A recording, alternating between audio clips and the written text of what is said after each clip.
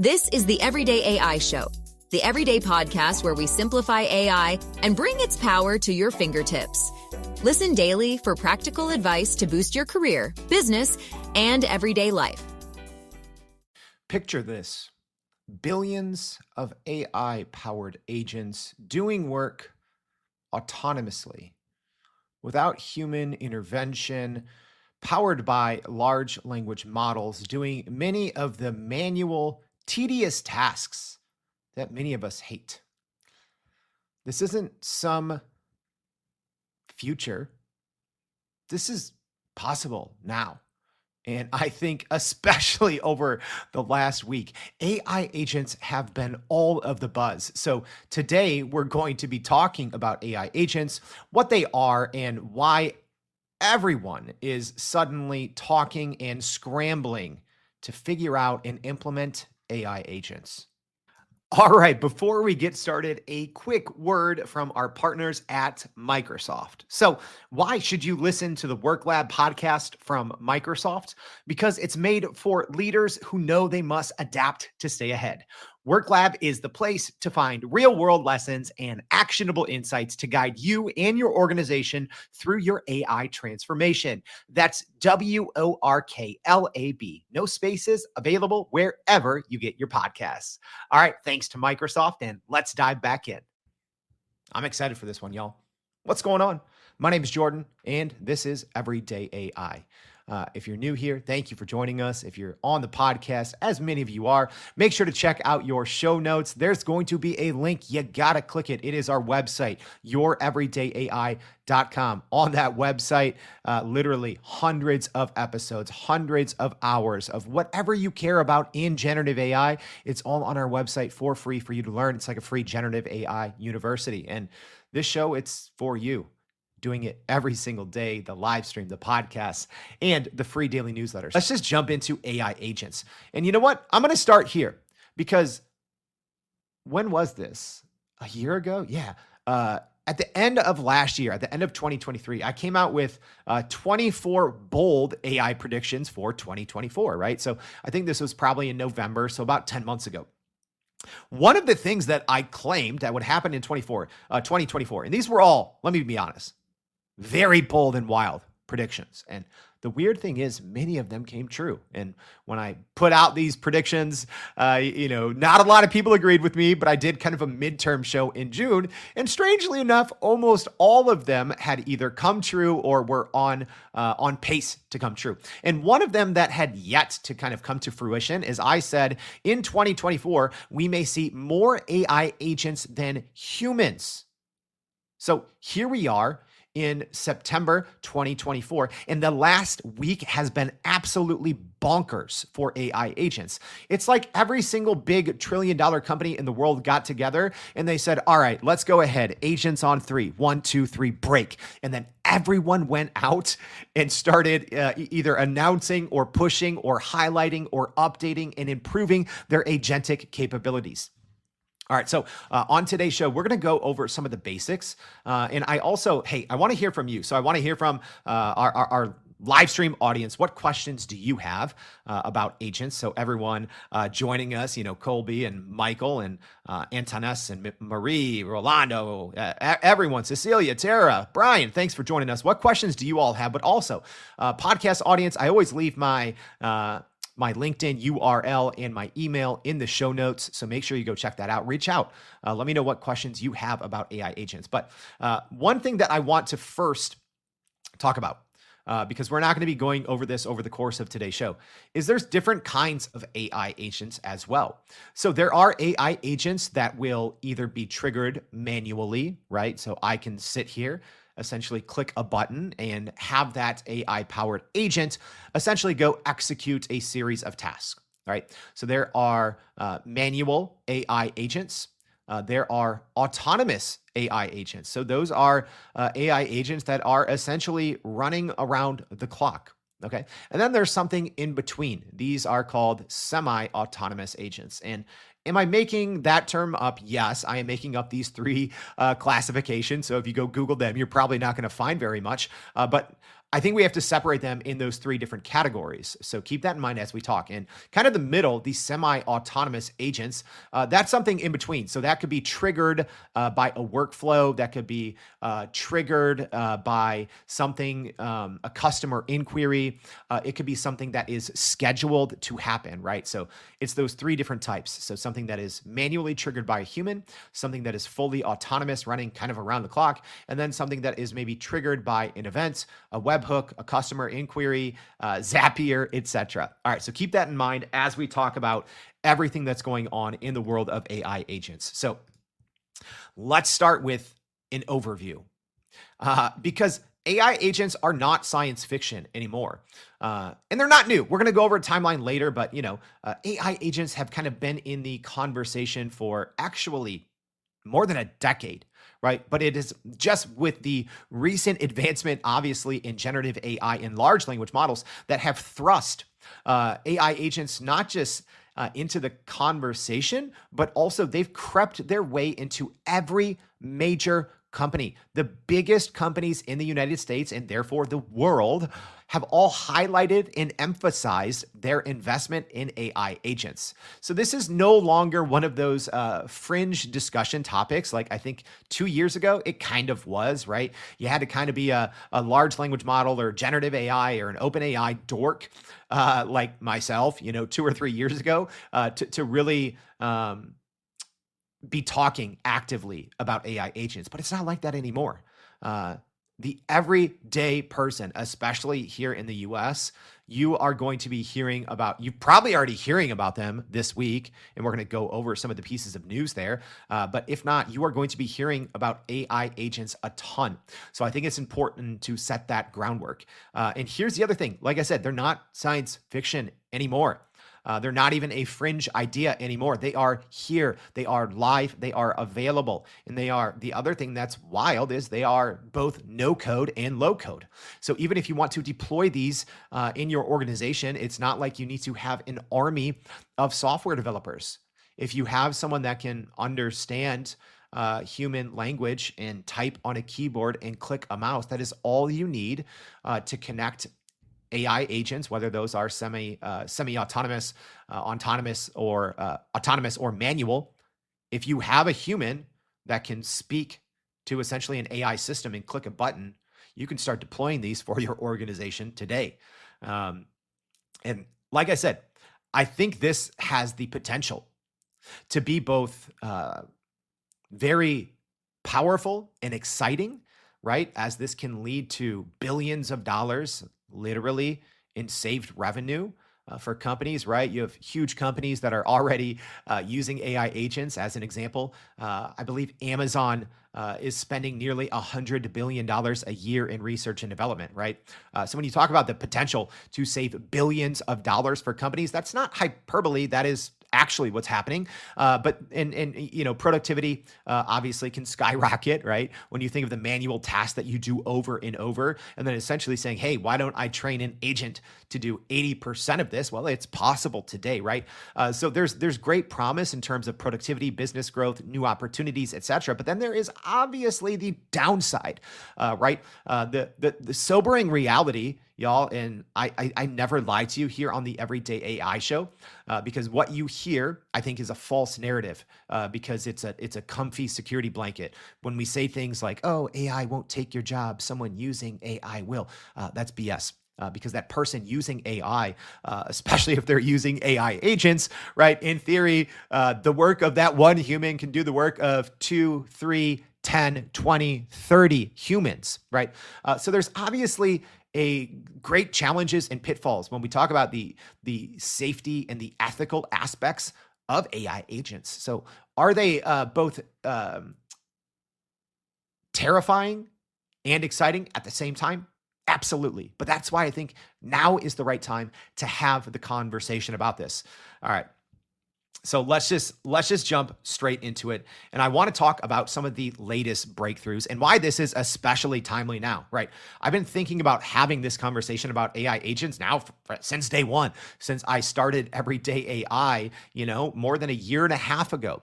But I think now is the right time because literally over the last 10 days, three of the most, either the largest or the some of the most consequential companies that control how we work have gone all in on AI agents. All right, let's talk about it a little bit. First, Microsoft. All right, so we talked about this, a dedicated show literally yesterday. So if you did not check out that show, make sure to go do so. So we talked about kind of Microsoft Copilot in their Copilot Wave 2. So part of this Wave 2 of Microsoft Copilot was talking about the Microsoft Copilot Studio. Essentially, it is a drag and drop AI agent builder. All right, so these are customizable agents for Microsoft Copilot 365, and they have the ability to automate complex workflow across apps. Also, here is the important thing, right? Because it's all about your company's data. Can you work with dynamic data, right? Because what good is an agent if it's dumb? Or if it's slow, right? Or if it doesn't have access to your company's data.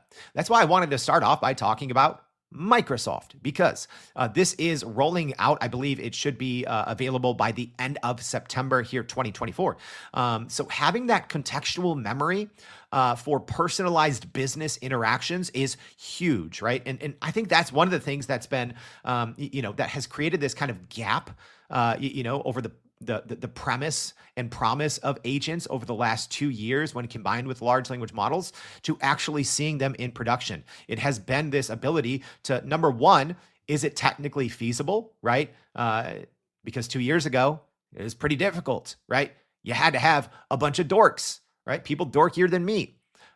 You had to do a lot of duct taping and MacGyvering to make this work. Not anymore with tools literally like Microsoft Copilot Studio, the ability with no code and low code. So what that means is typing something to an AI, and that AI helps you build an AI agent. And you might need to click a couple of buttons here and there to connect your database, right? So maybe from SharePoint, OneDrive, etc.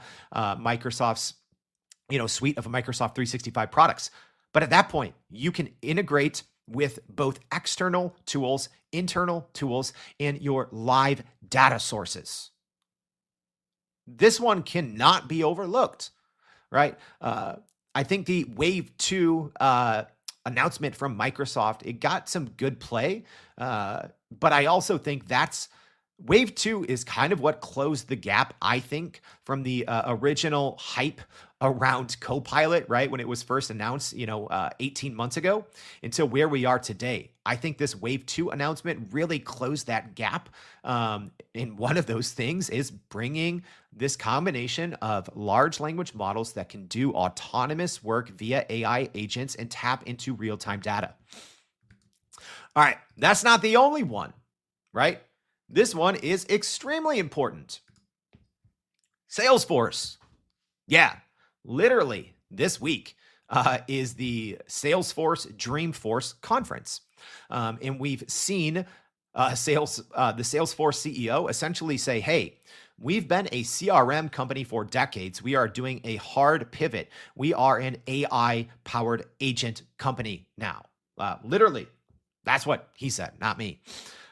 So you have to look at their new offering called Agent Force. So we're going to break this down a little bit here in a while, but y'all, Salesforce is one of the largest companies in the world, right? One of the leading tech companies. And if you're a large enterprise organization that sells something ultimately to customers, clients, other businesses, right? So whether you're in B2B, B2C, there's a high likelihood that you're using Salesforce, right? And there's a high likelihood, whether you are on a sales team or not, there's a high likelihood that you spend a decent amount of time in Salesforce going through all of this data, to help you better manage your customer relationships. So with Agent Force, these are autonomous agents for sales, customer service, and marketing with a deep CRM and data cloud integration with Salesforce, as well as a low code and almost no code environment for quick deployment. And also, here's the other thing, the NVIDIA collaboration, right? That piece is huge there for Salesforce. All right. And kind of the third piece that I wanted to talk about is OpenAI. Now, obviously, OpenAI is not a company like Microsoft and Salesforce that has been dominating kind of the tech landscape for multiple decades, but I think they actually are one of the most important companies in the world. Here's why, right? I just mentioned, as an example, Microsoft, powered by OpenAI's GPT-4o. Another big company that we probably use every day, right? Apple. If you're a human being living and working in the United States, you either probably use Microsoft Windows every single day or you use Apple or Mac every single day. And guess what? Apple and Mac are both going to be powered by OpenAI's GPT-4o, right? The Apple Intelligence. Yes, they have their own kind of edge AI, small language models handling certain queries locally, but then for other queries, they're going to be sending you to OpenAI's GPT-4o. Right. And we talked and we've heard even from Microsoft their willingness to integrate OpenAI's newest model, OpenAI o1. Okay. And this is a, it was formerly codenamed Q-Star, then it was codenamed Strawberry, right? So if you've heard about Q-Star or Strawberry, this is a model that is completely different. All right.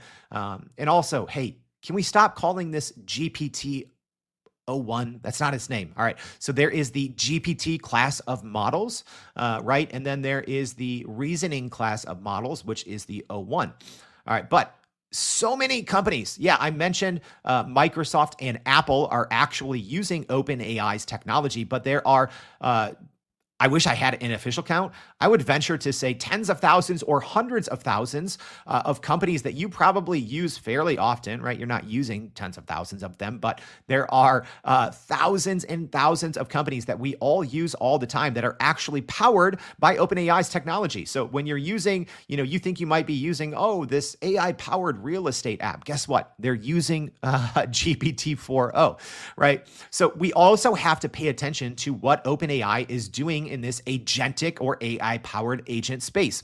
And for that, I think we have to look at their recent model, this Strawberry Q-Star o1, right? So last week, OpenAI released O1 Preview and O1 Mini. These are, again, a new class of models, and we don't even have access to their most powerful model, their most powerful reasoning model, which is O1. Okay, so we essentially have O1 Preview and O1 Mini. But this is an agentic model that is capable of reasoning. It is capable of thinking under the hood. And that is one key aspect that can bring this agentic workflow to thousands of the softwares and services that we all rely on every day. So think of how I said, right, as an example, Microsoft has their new Copilot Studio agents. Salesforce has gone all in with Agentforce, right? This is not some one-off trend. We are going to be seeing this probably on every single big piece of software. You're going to see agentic capabilities, and there's a good chance they might be powered by OpenAI. So, hey, this is fresh off the press, right?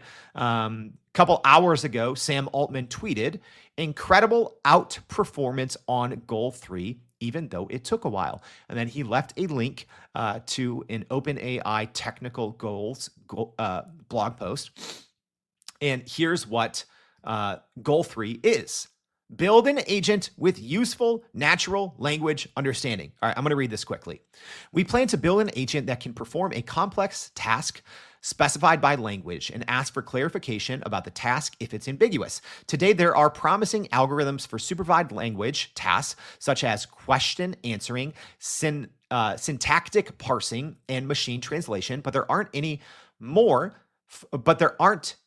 any for more advanced linguistic goals, such as the ability to carry a conversation, the ability to fully understand a document, and the ability to follow complex instructions in natural language. We expect to develop new learning algorithms and paradigms to tackle these problems. So this blog post here that Sam Altman just shared about is an older blog post, but he is clearly hinting that with OpenAI's O1 model, they have essentially outperformed this goal, right? Where they said, we expect to develop new algorithms and paradigms to tackle these problems, which is the ability for an AI agent to understand a document and follow complex instructions in natural language. All right, so we're going to be talking more about OpenAI here in a bit.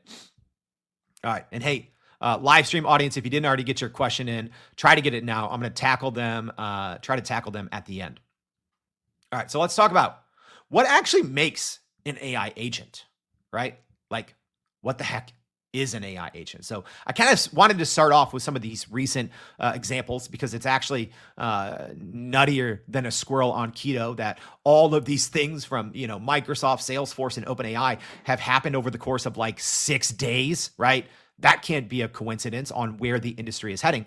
But I think we also have to just talk about what makes an AI agent. All right. This is my list, y'all. This is 6 core functions of an AI agent. There's other lists out there, essentially what defines an AI agent, right? Because it just sounds like a buzzword, right? And in the same way that companies wanted to throw out just AI or generative AI or large language models, right? They try to spit out those buzzwords as quickly as possible on their earnings calls and quarterly forecasts, right? Now you're going to hear the same thing with AI agent. So what the heck is an AI agent? All right. And what's the difference between an AI agent and a large language model? Well, first of all, that line is probably going to blur as large language models add to their capabilities. But I'd say here are the 6 core functions that kind of constitute an AI agent. So you got to check all of these boxes. All right. Number 1 is it needs to be powered by a large language model, which enables it to have natural language processing. What that means is the average human needs to be able to talk or type to an AI agent in plain English or plain whatever language you speak, and it needs to be able to understand human language. That's number 1, right? If you have to write Python on the front end for something to happen, in my opinion, that is not an AI agent. Can it be an agent? Sure, right? But not by my definition. It needs to be powered by a large language model, and it needs to have NLP or natural language processing. It needs to understand humans. Number 2, it needs to have tool interaction. It needs to be able to use outside tools. All right. Number 3, it needs to have the ability to plan on its own, right? To handle complex tasks, an AI agent needs to be able to plan how they plan to do that, right? And sometimes you might see this chain of thought reasoning, which is kind of what we see with, Strawberry or OpenAI's O1 model. Number 4, it needs to be able to have memory and or access to company data, right? An agent is not useful or even I wouldn't consider it an agent if it doesn't have a memory or the ability to store or access your company's data. And that might come through number 2, right? Tool interaction, but it needs that. Number 5, this is a big one. It needs to be able to actually execute tasks on your behalf. Again, whether that is a manual trigger, autonomous trigger, semi-autonomous trigger. All right. It needs to be able to actually execute something, not just, here's how you would execute this in theory, right? That's one of the things that, one of the lines in the sand, so to speak, that differentiates a large language model with an AI agent. Can it actually execute a task, right? And now we're seeing that with, especially right now with Agentforce and with Microsoft Copilot Studio. There's other offerings that we'll be talking about here in a bit from Google, Meta, etc. But it needs to actually be able to execute a task, which is one of the new things that we saw from Microsoft 365 Copilot in their studio. Essentially, their AI agent builder is it can now execute tasks on your behalf. You have to give it access, or you have to kind of, click, yes, you can execute this task, but it can.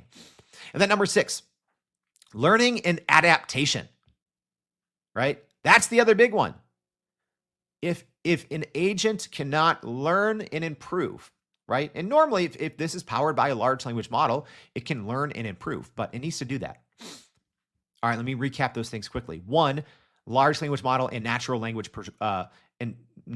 processing. 2, it needs to have tool interaction or outside tools. 3, the ability to plan or chain of thought reasoning. 4, memory and or access to company data. 5, the ability to actually execute tasks. And 6, the ability to learn and adapt to become better. All right, we have to take a real quick break to tell you about WorkLab from Microsoft. So, why should you listen to the WorkLab podcast from Microsoft? It explores the questions business leaders are asking. How can they guide their organizations on their AI adoption journeys? How can the technology help them create new products and business models and maximize value?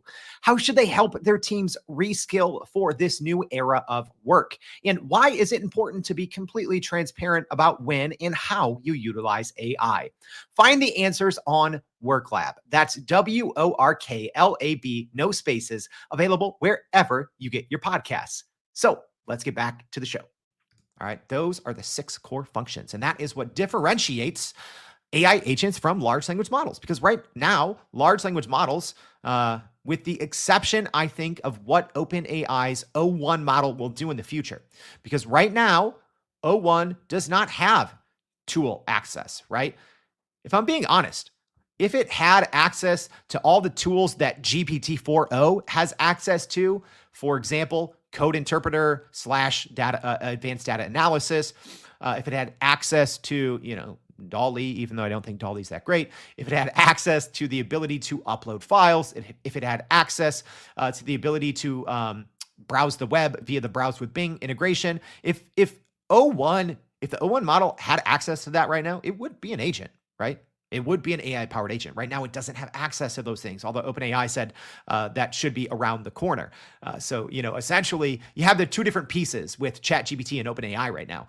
You have the GPT-4 model, which doesn't have, number 3 on this, kind of the ability to plan chain of action, chain of thought reasoning, and task execution, number 5. But, GPT-4 models don't have that, but the new kind of reasoning model does. So OpenAI has all the pieces, which is why, I think that not so cryptic tweet from Sam Altman means a lot more than we think. All right. So like I said, the difference, large language models, text generation, right? And agents are decision-making, execution, completing task, real world, being able to learn and adapt. All right. Let's go over a very, very brief history. Very brief history. All right, because I don't want this to accidentally be an hour-long podcast. All right, you can't really talk about modern-day AI agents without first shouting out LangChain.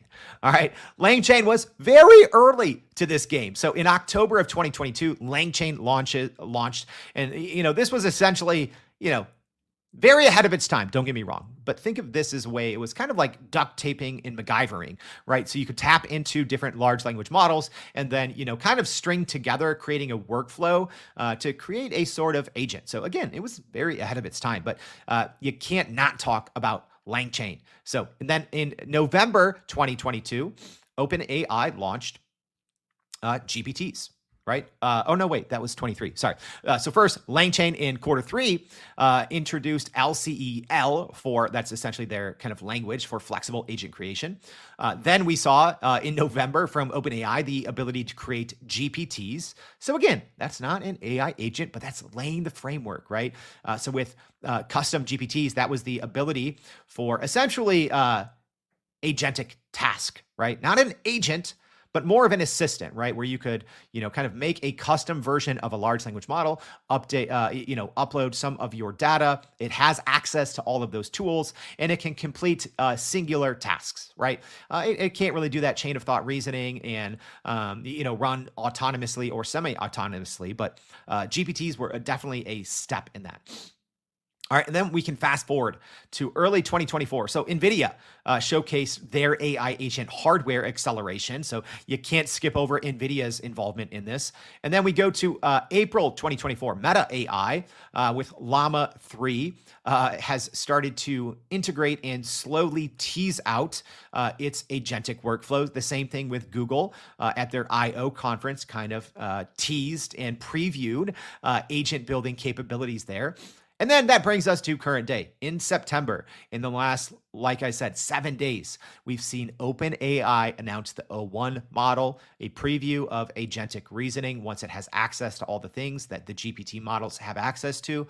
Then we saw the Microsoft Copilot Studio Wave 2 with these new enhanced agent capabilities. And then we saw Agent Force from Salesforce that is marking a shift from one of the largest software tools in the world, going from a CRM company to an AI agent company. It's a very brief history and just a very brief recent history, all right? But AI agents have been around for a very, very long time. All right, let's talk about how they can change work.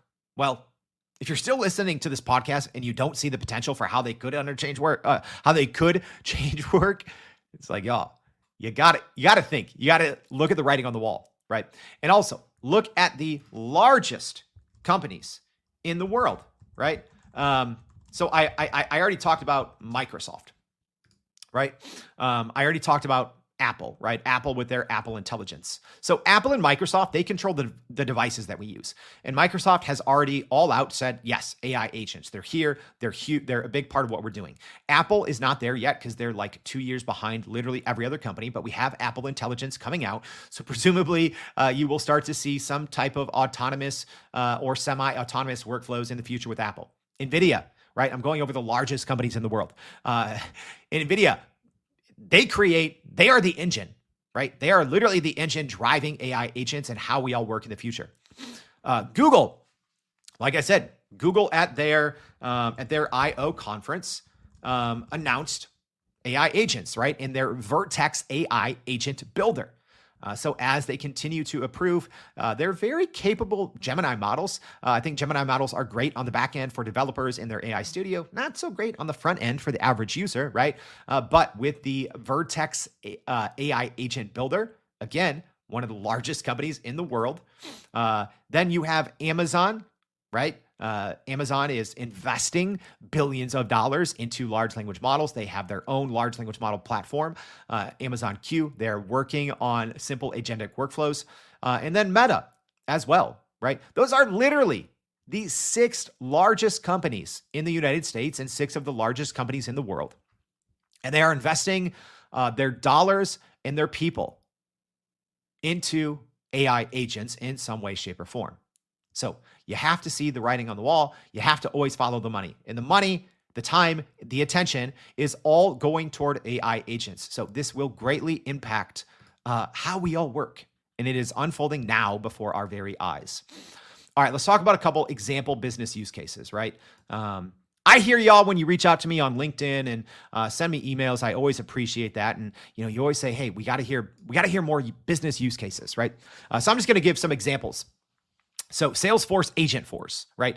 So they did a video on this. We'll leave that video in the newsletter. It was a short video, 5 minutes, that kind of shows how this kind of no code or low code agent building works in their Agent Force. So in this example, you can use your CRM data, build the parameters, you build the guardrails. Again, you don't have to be super technical. It is drag and drop. So on my screen here, again, I have like a left side, right side split. So on the left side, with natural language, you kind of set the parameters and the rules of how your AI agent can respond. And then what happens is it is connected to your live Salesforce data. And then you can essentially create a chat, right? It's funny, chatbots were so ahead of their time, but they were so useless, right? Because with chatbots, pre-large language models, you had to set all of these defined conditions, which maybe, accounted for like 1% of conversations that might actually happen on a chatbot. But now it is flipped, I think. With natural language processing in large language models, now you can probably hit on like 99% of all customer inquiries, right? But with Agent Force, you can essentially tap into your Salesforce data, create a simple agent that you can then put on your website. And in this example that Salesforce had, essentially a customer is asking like, hey, what... they had a question about their order. Salesforce, the agent answered it. And then they said, hey, I need, installation. I need installation. And then they said, what about next Friday? Right. So they weren't saying, hey, what about, Friday, September 27th?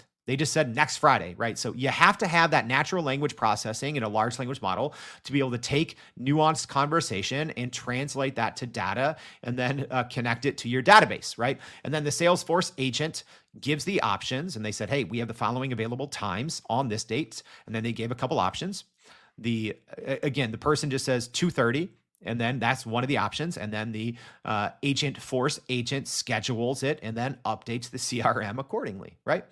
So this is huge. I know this is a super simple example, right? But customer service is, you know what?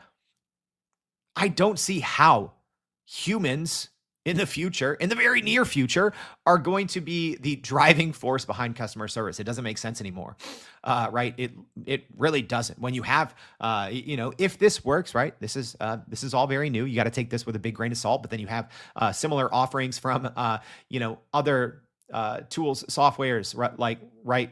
I said Microsoft Copilot Studio, same thing. But y'all, that is going to completely change how customer service gets done. Let's talk about sales, kind of sales and marketing. Zapier they call them AI assistants, but they're really great. Zapier Central, we've talked about on the show before.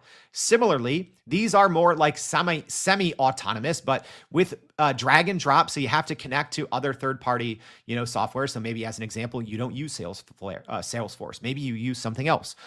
Right? But you can build kind of these semi-autonomous agents, drag and drop with natural language, tapping into a large language model via Zapier, right? So, when we get an inquiry on our website, you can kind of set some simple rules with natural language. If someone chooses option A, you should send them this email, but write it in a way that takes into account all the information they put on the form, right? So you can essentially have a combination, setting guardrails, setting conditional triggers, and then, tapping into literally almost any software or service on the internet. So when you have this, AI-powered agent tapping into a large language model and your data, your services, right? You can see the future. Coding is another one, right? We're talking about real business use cases. I know I asked you all, I got mixed responses, right? Do you want to see more on AI coding, AI software development, right? Because this is changing as well. And I think that this obviously makes the job easier for people who are already, in software development or engineers, people doing coding, Python, right, etc. These tools like Replic's agent, Cursor AI, right? Being able to code with AI. Devin, the AI software engineer from Cognition, right? Which OpenAI prominently featured in its O1 announcements, right? So those three companies alone, there's a lot more, but these are probably three, Cursor AI, Replit agents, and Devin from Cognition are probably three of the more prominent. These are AI-powered software agents, right? So yes, you have these agents that will, in theory, be able to do a little bit of anything and everything, but then you also have more niche and targeted AI agents. But then also, so yes, this changes what's possible for software developers, engineers, etc. But then this also gives new capabilities, right? That's the other thing with AI agents. They bring new capabilities to anyone else, because I can go right now on Cursor AI as an example, and I can, with natural language, I can say, hey, build me a program that does this. I need it.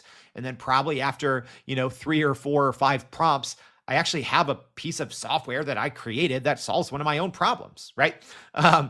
So the capabilities in specific categories of work are about to drastically change. So yes, there are general purpose AI agents, right? But then there are niche or skill specific AI agents as well. And I think that Replit agent, Cursor AI, and Devin are great examples of those. Benefits, right? Here as we're wrapping up. You got to be able to see the benefits, right? This is 24/7 nonstop work, right? If we're talking more on the autonomous agent side. Salesforce itself said they see billions in the next year. Billions with a B. Y'all, I'm not crazy. People think I'm crazy when I come off with these hot takes. There's going to be more AI agents than human. And people laugh and they're like, this guy's dumb. And then Salesforce says it. Salesforce says within a year, they see billions of their agents. Is that part marketing, part, dreamer vision? Sure, right? This happened at Dreamforce after all. Is it a reality? Abso-friggin-lutely. Could it be a reality? Yes, hex, yes, it could be, right? Because now I can go create today 10, 20, 30, 40 agents. You literally have people and softwares that are agents that are creating other agents. So literally autonomous agents working around the clock, creating other autonomous agents. You have agents interacting with each other. Again, no longer science fiction. 2 or 3 years ago, us dorks were sitting around on Reddit and Quora being like, wouldn't this be cool? And now it's reality, right? So the benefits, 24/7 working with your data on guardrails you set up using your up-to-date knowledge. And this also helps non-technical users. That's the other big thing, right? Because again, technically you had artificial intelligence powered agents now for probably more than a decade.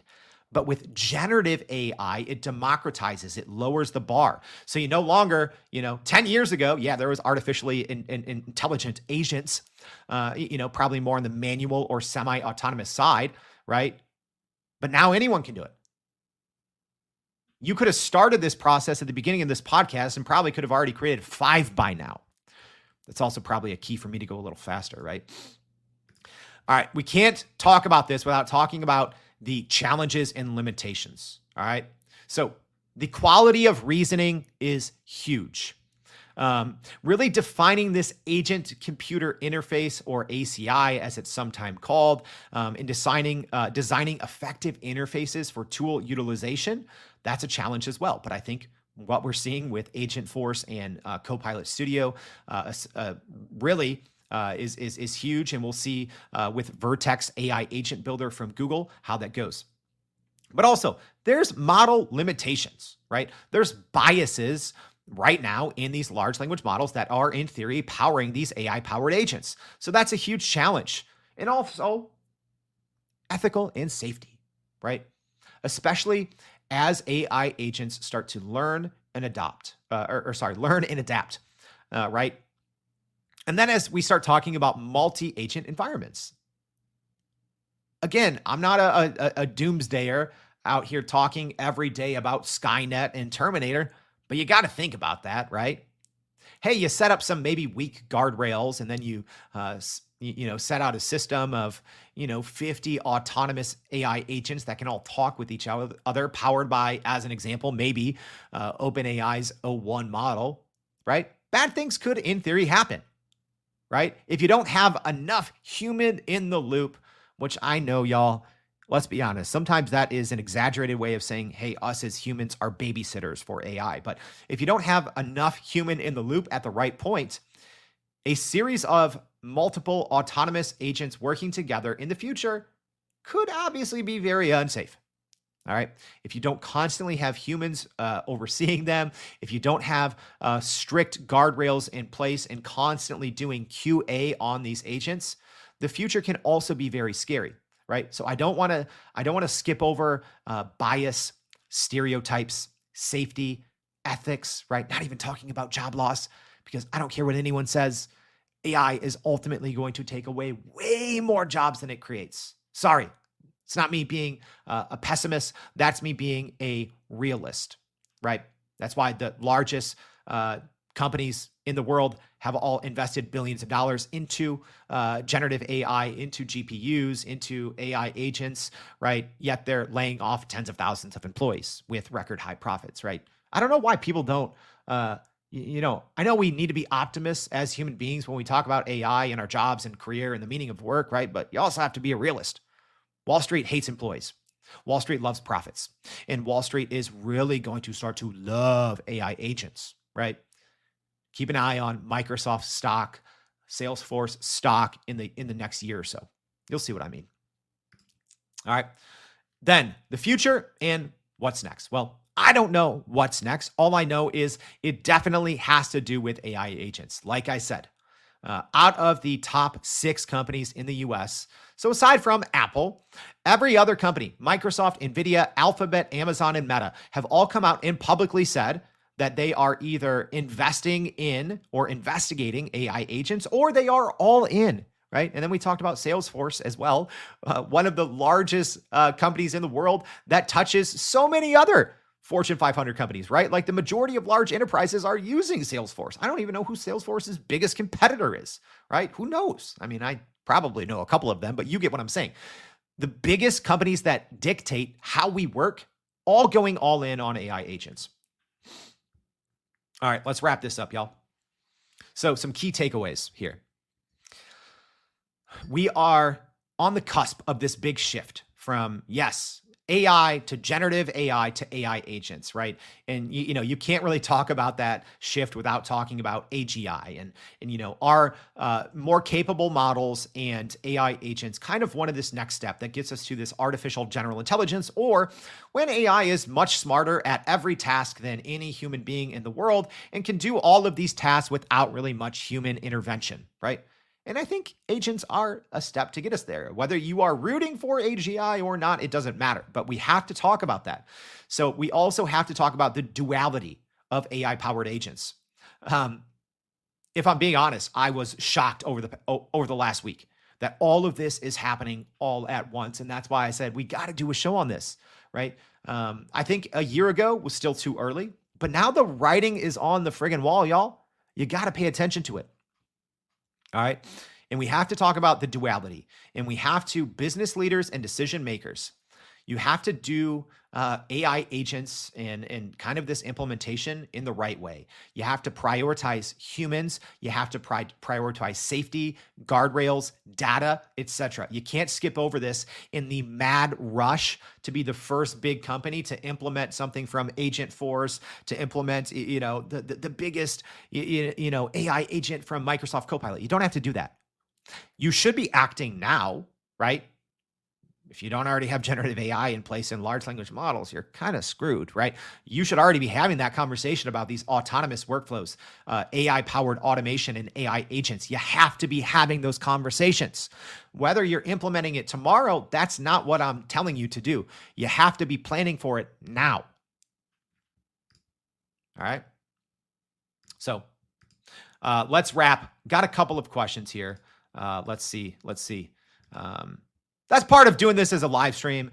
I know I ramble on sometimes, but I think even with everything that's going on with AI, and we're spending so much time now talking to AIs, I think it's important to have a human conversation. So, podcast audience, you might get kind of annoyed when I, ask questions so much of our live stream audience, but I want this to be a place, and hey, podcast listeners, come join us. I want this to be a place where we have real human to human conversation, right? I want this to be a place where we can explore and learn together. So a question here from Kobe. Thanks for joining us. He says, I'm curious about your thoughts, Jordan, on building agents inside of Zap Central. Colby was, reading ahead. Have you built any, and have you found Zap effective? So when Zapier Central first came out, I went in and played around with it. So I did build one or two basic workflows. To tell you the truth, I haven't gone back there since, and I'm kicking myself because I really should be, right? We pay for Zapier every month, and I'm barely tapping into it. But I do think, especially for companies that maybe don't have Salesforce, or don't want to go all in on this Agentforce, because the thing I didn't mention is I believe the pricing for Agentforce is $2 per conversation. I'm not sure about that go-to-market strategy, but that's why they probably have a bunch of smart people telling them that that's the way. But I do think Zapier Central and Microsoft Copilot Studio, their AI agent builder, are probably the two most robust kind of AI agents that are ready to go. I do think end-to-end, Microsoft Copilot Studio is obviously a little more capable because it works with your real-time data out of the box. Whereas in Zapier Central, if you're building kind of these agentic flows, you are, I won't say duct taping it, right? It's a little more seamless when it is built into the software that you're using on your computer versus when you're having to kind of put the pieces together. All right. Marie asking, devil's advocate here again, if AI is going to quote unquote take over, what are humans going to be able to do? Good question, right? Yeah, I think that's important to talk about. And I kind of wrapped the show as much, right, talking about that. What is the future of work? And I think it is a more responsible use of humans in the loop. I think hopefully, right, who knows, maybe we will actually see some companies make the ethical decision. I think, unfortunately, many companies, as they figure out large language models across their organization, top to bottom, as they figure out AI agents, I think so many companies are going to rush to just fire employees by the thousands. We've kind of already seen that, right, from big tech companies over the last year. I think that's going to happen a lot. It's going to happen en masse, unfortunately. Again, I'm not being a pessimist. That's following the data. That's following the writing on the wall. So what are humans going to do? Well, hopefully that more creative and strategic thinking. Who knows? Maybe we'll see this being commonplace, having 4-day work weeks as an example, right? Who knows, right? But I don't know what the future of humans' role in this as large language models get smarter and more capable, and as we see AI-powered agents. But I do know what we've traditionally done in the past decades, where you are rewarded for your domain expertise, right? You're rewarded for all of these facts and decision making that you have in your head around your specific industry. I'm not saying that that's going to be gone, but that is going to be greatly deprioritized. It doesn't matter what you know about marketing. It doesn't matter what you know about shipping and logistics, right? It doesn't matter, because these AI agents, when they can access your company's data, when they can access the entire history of the world in theory, right? And they can adapt and access your company's data and learn and change, right? That domain experience you have up in your brain all of a sudden is much less valuable. So I do know the future of work requires us to think more creatively and strategically. And I think almost all of us, in the same way that, now, who would have thought 30 years ago that essentially every single knowledge worker here in the US would be working, quote unquote, on the internet all day? I think in the very near future, we are going to be working in and around AI all day. So whether that's Microsoft Copilot, whether that's, Agent Force, or from Google, Vertex AI agents, whether you're building your own AI agents, I will assume the majority of workers in the coming years will be working around generative AI in large language models in some way, shape, or form, just like we're all right now working around the internet. Last question, and we're going to wrap it. Tara asking, how can we ensure fairness in detecting AI agent use in the workplace and schools and prevent false accusations of relying on AI without proper evidence? That's a great question, Tara, and I have no clue. Maybe this goes to the question that Marie just said, what are humans going to do? Well, we humans, when we need to prioritize ethics, safety, getting rid of bias, right? Fairness, equity, and equality, right? These are the types of things, as AI agents and large language models take away maybe the majority of our manual, mundane knowledge work tasks. These are the big issues we have to cover.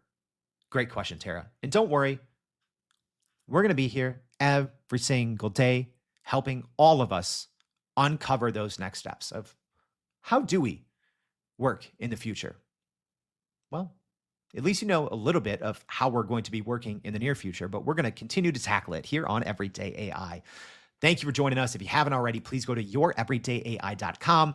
Sign up for the free daily newsletter. We're going to be recapping today's show. Yeah, I know it was a long one, but I think this was an important discussion to have, because I would not be surprised if we have this same conversation at the same time next year.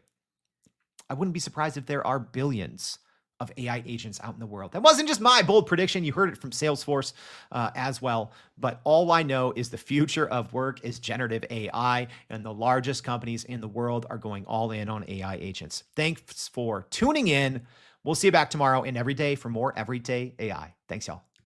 And that's a wrap for today's edition of Everyday AI. Thanks for joining us. If you enjoyed this episode, please subscribe and leave us a rating. It helps keep us going. For a little more AI magic, visit youreverydayai.com and sign up to our daily newsletter so you don't get left behind. Go break some barriers, and we'll see you next time.